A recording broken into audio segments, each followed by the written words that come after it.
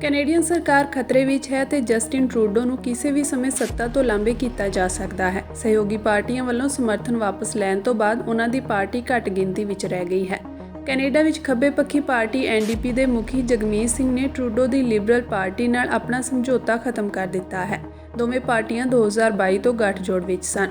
NDP ਦੇ ਇਸ ਕਦਮ ਕਾਰਨ ਟਰੂਡੋ ਦੀ ਸਰਕਾਰ ਕਿਸੇ ਵੀ ਸਮੇਂ ਡਿੱਗ ਸਕਦੀ ਹੈ। ਹਾਲਾਂਕਿ ਟਰੂਡੋ ਨੇ ਭਰੋਸਾ ਜਤਾਇਆ ਕਿ ਉਹ ਕਿਸੇ ਵੀ ਹਾਲਤ ਵਿੱਚ ਆਪਣੀ ਸਰਕਾਰ ਨੂੰ ਡਿੱਗਣ ਨਹੀਂ ਦੇਣਗੇ। ਤੁਹਾਨੂੰ ਦੱਸ ਦਈਏ ਕਿ ਹਾਲ ਹੀ ਵਿੱਚ ਜਾਰੀ ਹੋਏ ਸਰਵੇਖਣਾਂ ਤੋਂ ਪਤਾ ਲੱਗਦਾ ਹੈ ਕਿ ਜੇਕਰ ਕੈਨੇਡਾ ਵਿੱਚ ਹੁਣ ਚੋਣਾਂ ਹੁੰਦੀਆਂ ਹਨ ਤਾਂ ਟਰੂਡੋ ਦੀ ਲਿਬਰਲ ਪਾਰਟੀ ਪੂਰੀ ਤਰ੍ਹਾਂ ਹਾਰ ਜਾਵੇਗੀ। ਜਸਟਿਨ ਟਰੂਡੋ ਦੀ ਘੱਟ ਗਿਣਤੀ ਲਿਬਰਲ ਸਰਕਾਰ ਨੂੰ ਸੱਤਾ ਵਿੱਚ ਰੱਖਣ ਵਿੱਚ ਮਦਦ ਕਰਨ ਵਾਲੀ ਪਾਰਟੀ NDP ਨੇ ਆਪਣਾ ਸਮਰਥਨ ਵਾਪਸ ਲੈ ਲਿਆ। ਹੁਣ ਟਰੂਡੋ ਨੂੰ ਆਪਣੀ ਸਰਕਾਰ ਨੂੰ ਸੁਚਾਰੂ ਢੰਗ ਨਾਲ ਚਲਾਉਣ ਲਈ ਨਵੇਂ ਗੱਠਜੋੜ ਦੀ ਕੋਸ਼ਿਸ਼ ਕਰਨੀ ਪਵੇਗੀ। ਜ਼ਿਕਰਯੋਗ ਹੈ ਕਿ 52 ਸਾਲਾ ਟਰੂਡੋ ਨੇ ਨਵੰਬਰ 2015 ਵਿੱਚ ਪਹਿਲੀ ਵਾਰ ਪ੍ਰਧਾਨ ਮੰਤਰੀ ਦਾ ਅਹੁਦਾ ਸੰਭਾਲਿਆ ਸੀ, ਪਰ ਪਿਛਲੇ 2 ਸਾਲਾਂ ਵਿੱਚ ਵਿਰੋਧੀ ਧਿਰ ਤੋਂ ਇਲਾਵਾ ਉਸ ਨੂੰ ਲੋਕਾਂ ਦੀ ਉਦਾਸੀਨਤਾ ਦਾ ਵੀ ਸਾਹਮਣਾ ਕਰਨਾ ਪਿਆ ਹੈ। ਸਿਆਸਤਦਾਨ ਅਤੇ ਜਨਤਾ ਹਾਲ ਹੀ ਵਿੱਚ ਮਹਿੰਗਾਈ ਅਤੇ ਰਿਹਾਇਸ਼ੀ ਸੰਕਟ ਲਈ ਟਰੂਡੋ ਸਰਕਾਰ ਨੂੰ ਜ਼ਿੰਮੇਵਾਰ ਠਹਿਰਾਉਂਦੀ ਹੈ। ਹਾਲੀਆ ਚੋਣਾਂ ਦਰਸਾਉਂਦੀਆਂ ਹਨ ਕਿ ਜੇਕਰ ਹੁਣ ਚੋਣਾਂ ਹੋਈਆਂ ਤਾਂ ਟਰੂਡੋ ਦੀ ਲਿਬਰਲ ਪਾਰਟੀ ਪੂਰੀ ਤਰ੍ਹਾਂ ਹਾਰ ਜਾਵੇਗੀ।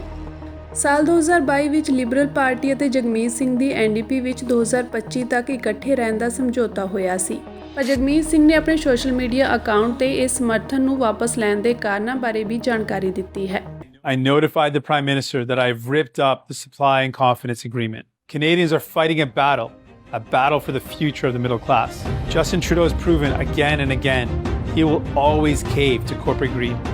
The Liberals have let people down. They don't deserve another chance.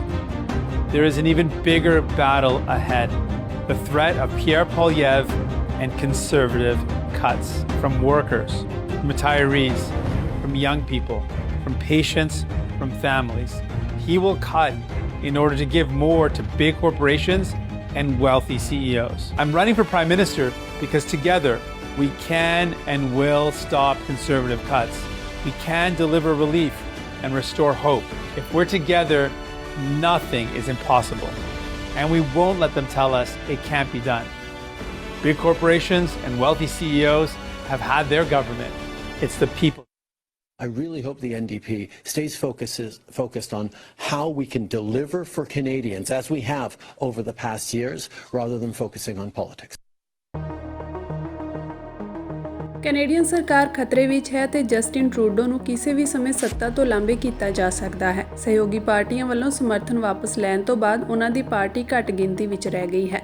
Canada ਵਿੱਚ ਖੱਬੇ ਪੱਖੀ ਪਾਰਟੀ NDP ਦੇ ਮੁਖੀ ਜਗਮੀਤ ਸਿੰਘ ਨੇ ਟਰੂਡੋ ਦੀ ਲਿਬਰਲ ਪਾਰਟੀ ਨਾਲ ਆਪਣਾ ਸਮਝੌਤਾ ਖਤਮ ਕਰ ਦਿੱਤਾ ਹੈ। ਦੋਵੇਂ ਪਾਰਟੀਆਂ 2022 ਤੋਂ ਗੱਠਜੋੜ ਵਿੱਚ ਸਨ। NDP ਦੇ ਇਸ ਕਦਮ ਕਾਰਨ ਟਰੂਡੋ ਦੀ ਸਰਕਾਰ ਕਿਸੇ ਵੀ ਸਮੇਂ ਡਿੱਗ ਸਕਦੀ ਹੈ। ਹਾਲਾਂਕਿ ਟਰੂਡੋ ਨੇ ਭਰੋਸਾ ਜਤਾਇਆ ਕਿ ਉਹ ਕਿਸੇ ਵੀ ਹਾਲਤ ਵਿੱਚ ਆਪਣੀ ਸਰਕਾਰ ਨੂੰ ਡਿੱਗਣ ਨਹੀਂ ਦੇਣਗੇ। ਤੁਹਾਨੂੰ ਦੱਸ ਦਈਏ ਕਿ ਹਾਲ ਹੀ ਵਿੱਚ ਜਾਰੀ ਹੋਏ ਸਰਵੇਖਣਾਂ ਤੋਂ ਪਤਾ ਲੱਗਦਾ ਹੈ ਕਿ ਜੇਕਰ ਕੈਨੇਡਾ ਵਿੱਚ ਹੁਣ ਚੋਣਾਂ ਹੁੰਦੀਆਂ ਹਨ ਤਾਂ ਟਰੂਡੋ ਦੀ ਲਿਬਰਲ ਪਾਰਟੀ ਪੂਰੀ ਤਰ੍ਹਾਂ ਹਾਰ ਜਾਵੇਗੀ। ਜਸਟਿਨ ਟਰੂਡੋ ਦੀ ਘੱਟ ਗਿਣਤੀ ਲਿਬਰਲ ਸਰਕਾਰ ਨੂੰ ਸੱਤਾ ਵਿੱਚ ਰੱਖਣ ਵਿੱਚ ਮਦਦ ਕਰਨ ਵਾਲੀ ਪਾਰਟੀ NDP ਨੇ ਆਪਣਾ ਸਮਰਥਨ ਵਾਪਸ ਲੈ ਲਿਆ। ਹੁਣ ਟਰੂਡੋ ਨੂੰ ਆਪਣੀ ਸਰਕਾਰ ਨੂੰ ਸੁਚਾਰੂ ਢੰਗ ਨਾਲ ਚਲਾਉਣ ਲਈ ਨਵੇਂ ਗੱਠਜੋੜ ਦੀ ਕੋਸ਼ਿਸ਼ ਕਰਨੀ ਪਵੇਗੀ। ਜ਼ਿਕਰਯੋਗ ਹੈ ਕਿ 52 ਸਾਲਾ ਟਰੂਡੋ ਨੇ ਨਵੰਬਰ 2015 ਵਿੱਚ ਪਹਿਲੀ ਵਾਰ ਪ੍ਰਧਾਨ ਮੰਤਰੀ ਦਾ ਅਹੁਦਾ ਸੰਭਾਲਿਆ ਸੀ, ਪਰ ਪਿਛਲੇ 2 ਸਾਲਾਂ ਵਿੱਚ ਵਿਰੋਧੀ ਧਿਰ ਤੋਂ ਇਲਾਵਾ ਉਸ ਨੂੰ ਲੋਕਾਂ ਦੀ ਉਦਾਸੀਨਤਾ ਦਾ ਵੀ ਸਾਹਮਣਾ ਕਰਨਾ ਪਿਆ ਹੈ। ਸਿਆਸਤਦਾਨ ਅਤੇ ਜਨਤਾ ਹਾਲ ਹੀ ਵਿੱਚ ਮਹਿੰਗਾਈ ਅਤੇ ਰਿਹਾਇਸ਼ੀ ਸੰਕਟ ਲਈ ਟਰੂਡੋ ਸਰਕਾਰ ਨੂੰ ਜ਼ਿੰਮੇਵਾਰ ਠਹਿਰਾਉਂਦੀ ਹੈ। ਹਾਲੀਆ ਚੋਣਾਂ ਦਰਸਾਉਂਦੀਆਂ ਹਨ ਕਿ ਜੇਕਰ ਹੁਣ ਚੋਣਾਂ ਹੋਈਆਂ ਤਾਂ ਟਰੂਡੋ ਦੀ ਲਿਬਰਲ ਪਾਰਟੀ ਪੂਰੀ ਤਰ੍ਹਾਂ ਹਾਰ ਜਾਵੇਗੀ। ਸਾਲ 2022 ਵਿੱਚ ਲਿਬਰਲ ਪਾਰਟੀ ਅਤੇ ਜਗਮੀਤ ਸਿੰਘ ਦੀ NDP ਵਿੱਚ 2025 ਤੱਕ ਇਕੱਠੇ ਰਹਿਣ ਦਾ ਸਮਝੌਤਾ ਹੋਇਆ ਸੀ, ਪਰ ਜਗਮੀਤ ਸਿੰਘ ਨੇ ਆਪਣੇ ਸੋਸ਼ਲ ਮੀਡੀਆ ਅਕਾਊਂਟ ਤੇ ਇਸ ਸਮਰਥਨ ਨੂੰ ਵਾਪਸ ਲੈਣ ਦੇ ਕਾਰਨਾਂ ਬਾਰੇ ਵੀ ਜਾਣਕਾਰੀ ਦਿੱਤੀ ਹੈ। I notified the Prime Minister that I've ripped up the supply and confidence agreement. Canadians are fighting a battle for the future of the middle class. Justin Trudeau has proven again and again he will always cave to corporate greed. The Liberals have let people down. They don't deserve another chance. There is an even bigger battle ahead. The threat of Pierre Poilievre and conservative cuts from workers, from retirees, from young people, from patients, from families. He will cut in order to give more to big corporations and wealthy CEOs. I'm running for Prime Minister because together we can and will stop conservative cuts.